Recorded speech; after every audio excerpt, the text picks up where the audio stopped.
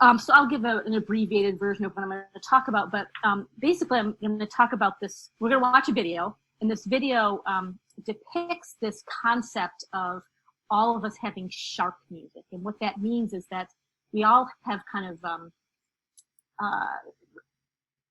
triggers or voices in our head from our own past, right? All of us had caregivers who may have been amazing, may have not been so amazing. We all kind of carry our caregivers' messages with us, and those messages impact how we parent, for better or for worse. So this is a 5-minute video from the Circle of Security International. If you're not familiar with that organization, go to their website. They have amazing resources, great videos. We've struggled to get it right. We hope we won't pass on our emotional issues to our kids, and we swear we won't make the same mistakes our parents did. We all have great intentions, but something seems to get in the way. Let's look at what that might be.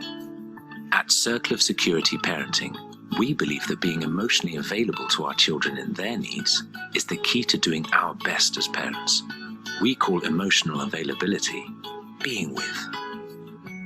It means teaching emotional intelligence by being with our children in all their feelings, like sadness, joy, anger, curiosity, pain, frustration, excitement, and so on. Being with children helps them understand, trust, and move on from feelings. And knowing someone is with them in their feelings helps children feel less overwhelmed and more secure. Decades of research backs this up. For parents, some of this comes easily, but other times our children express emotions that make us uncomfortable, so we pull away or try to overrule their feelings, which leaves them on their own. We do this because our children's feelings can trigger strong emotions in us.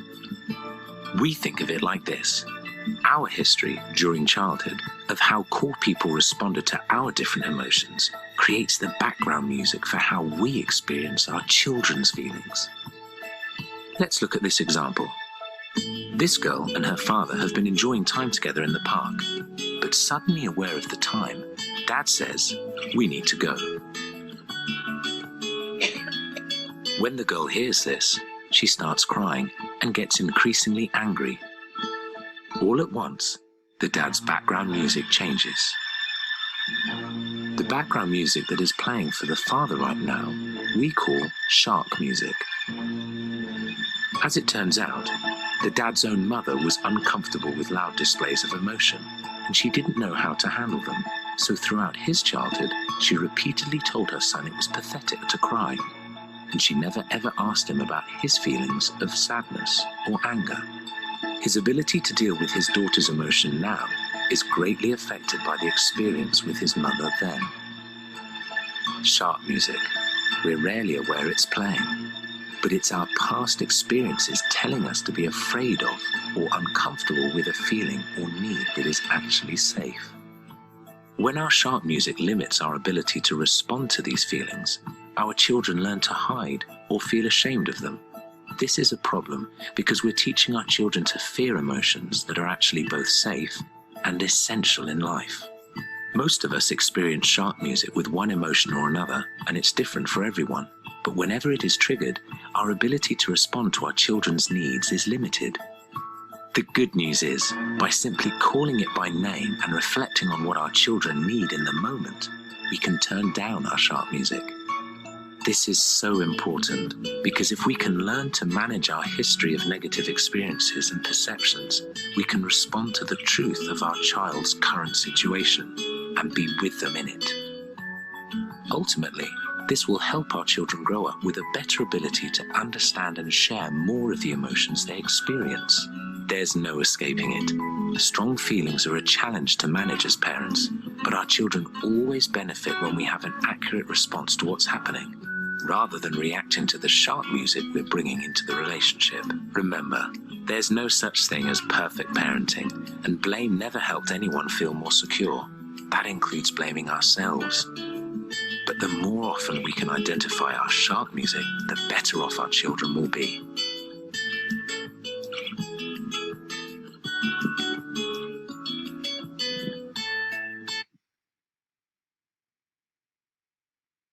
So I'm curious, what do you think? What were reactions to the video? And does anyone want to self-confess what their shark music is?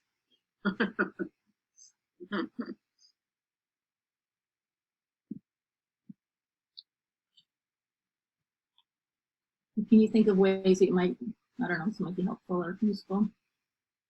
I felt like it had really helpful information in it, but I felt like it was going by so quickly, it was hard for me to process it a little bit. Like I wanted to kind of pause on certain things maybe a little bit longer and really take it in. Well, it's interesting you say that, because I have taught this in some different classes, and sometimes people are like, wow, and they like really get it, and other times it's similar, kind of like, hey, what this is about. So sometimes what I've done is shown it twice. We have it once and then kind of talk about it, and then show it a second time, and people then catch things in a different way. It's helpful.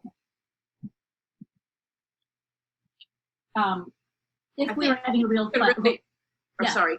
I feel like it could be paired with a conversation around time in and time out too. Because I feel like maybe some people's shark music causes them to react, and they're in their toolkit, they may not have as many tools as they'd like, and so they use time in or time out as a way to handle that strong emotion. I'm not sure. Yeah, possibly.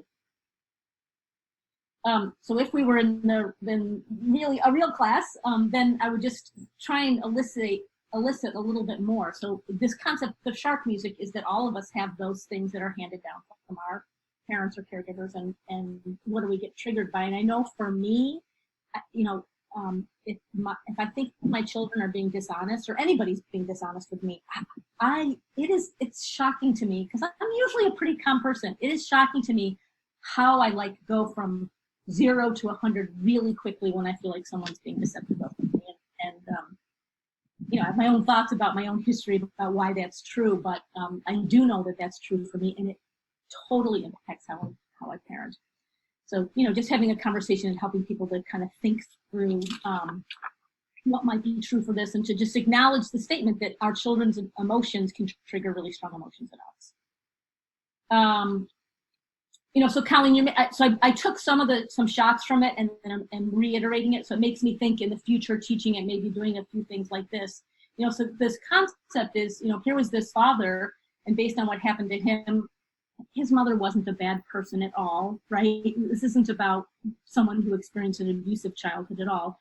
But, you know, we all get these messages, and so simply being able to know what our shark music is and naming it is what can help us you know, reflect on what our children really need in the moment. Because whenever we're triggered and we're in that reactive state, we're not able to be responsive to our kids. Thoughts, comments, questions? I mean, I think this is it's sort of simple to understand, and yet I think it's the kind of thing you can keep coming back to and learn more, you know? And I think that, you know, one of my children, we're just experiencing it today, you know, in the early morning, I was able to notice what was happening and to be there with him. But then he has a tendency to, you know, just being with him doesn't necessarily make the emotion calmer. It builds and builds and builds. And so it's harder for me to you know, to manage it, even though I know about shark music, and even though I know about just being with, if it doesn't necessarily help de-escalate what's happening in him, then it's still hard for me, you know? So yeah. It's a process. Yeah. Well, and you know, all kids obviously respond differently to certain things. And then just continuing to talk about this concept of being with, right, is the antidote. Most of the time, except for Deidre's son. You know, it's the antidote to us being stuck with it, and how can we find ways of being with our kids? And if we can practice managing our kind of negative perceptions, then we can just focus on the reality of what's going on for that child in the moment, right? So if the dad had been able to set aside some of his you know, storyline from his mom, he can just recognize, you know, she's having a hard time right now. So what can I do to be there with her?